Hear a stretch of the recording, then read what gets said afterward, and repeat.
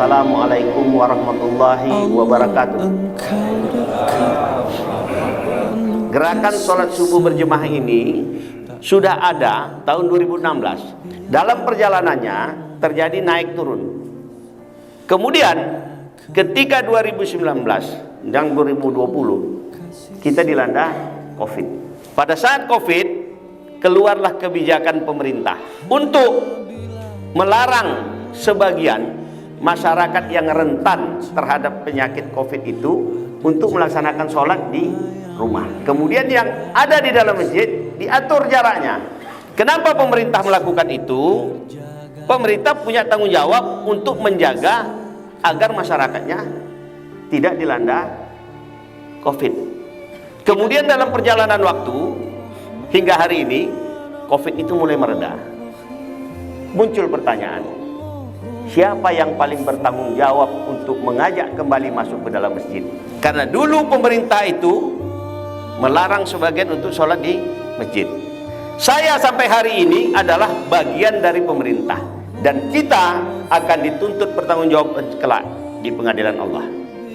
Jangan sampai Allah mengatakan, dulu engkau begitu bersemangat untuk melarang orang masuk ke masjid, hari ini kemana kalian?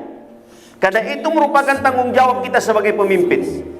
Rasul mengatakan, kullukum ra'i wa kullukum mas'ulun an ra'iyatihi. Setiap kamu adalah pemimpin, dan setiap pemimpin pasti akan dituntut pertanggungjawabannya sesuai apa yang dia pimpin. Ini harus kita pahami dulu. Makanya ketika Pak Mardianto Manan, Pak Wagub, tolong nanti kapan bisa dijadwalkan ke tempat kami. Saya langsung merespon itu, karena saya menganggap beliau termasuk orang yang paham dan ikut bertanggung jawab. Tetapi ini kita lakukan semuanya dalam rangka tanggung jawab kita kepada Allah SWT. Saya tidak ingin suatu saat nanti di pengadilan Allah itu kita tersangkut hanya masalah apa yang harusnya kita lakukan. Kenapa kita tidak lakukan di dunia ini? Saya bukan masalah ramai atau tidak ramai. Saya pernah bilang sama ketua gerakan sholat subuh berjemaah, tidak ramai pun tidak ada masalah. Tujuan kita itu bukan apa-apa. Tujuan kita untuk mengajak berdakwah kepada ketakwaan.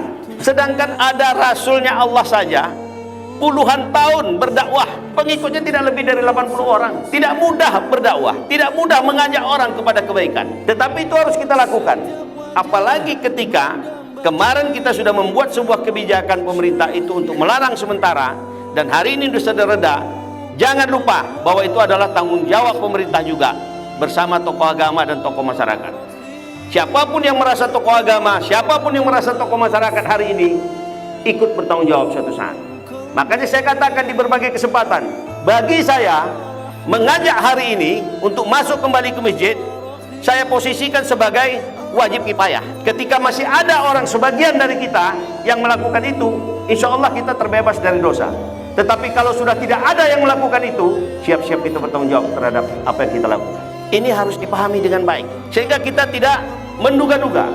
Bayangkan saya harus menempuh jalan 4,5 jam dari Pekanbaru menuju ke sini. Tidak ada persoalan bagi saya, karena itu dikaitkan dengan tanggung jawab yang harus saya lakukan. Bayangkan sudah berapa banyak nikmat yang Allah berikan kepada kita. Kita diberikan sehat hari ini saja, itu semua yang luar biasa.